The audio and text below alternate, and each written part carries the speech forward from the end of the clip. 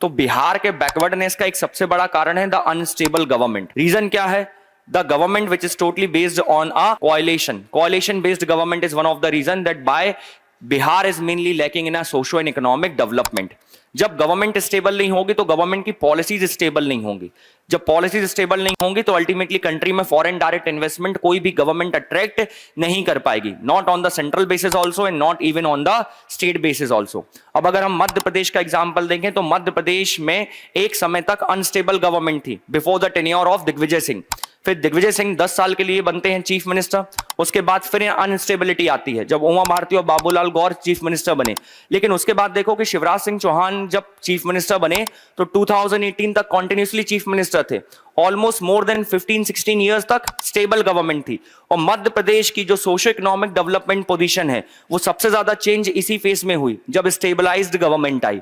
तो ये बहुत जरूरी है कि अगर हमको फॉरेन डायरेक्ट इन्वेस्टमेंट क्या करना है, अट्रैक्ट करना है, फॉरेन कंपनीज को अलाउ करना है कि वो हमारी कंट्री में, हमारे स्टेट में आके क्या करें, इन्वेस्टमेंट करें, तो उसके लिए बहुत जरूरी है कि हम उनके लिए फेवरेबल पॉलिसीज फॉर्मुलेट करें, ईज ऑफ डूइंग बिजनेस के प्रिंसिपल्स को फॉलो करें। इस वजह से इंडिया में 1991 में जब इकोनॉमिक रिफॉर्म्स हुए उसके बाद भी अनस्टेबिलिटी देखने को मिली। ठीक है कि भाई एच डी देवगौड़ा की सरकार बनी, आई के गुजराल की सरकार बनी, फिर अटल बिहारी वाजपेयी की सरकार बनी।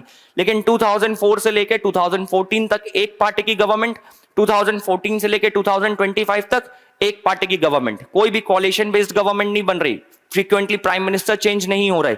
तो कंट्री का जो एफडीआई है वो इंक्रीज होता गया। आज की डेट में कंट्री का एफडीआई 81.04 बिलियन तक पहुंच गया और इंडिया 7th लार्जेस्ट रेसिपिएंट बना एफडीआई में।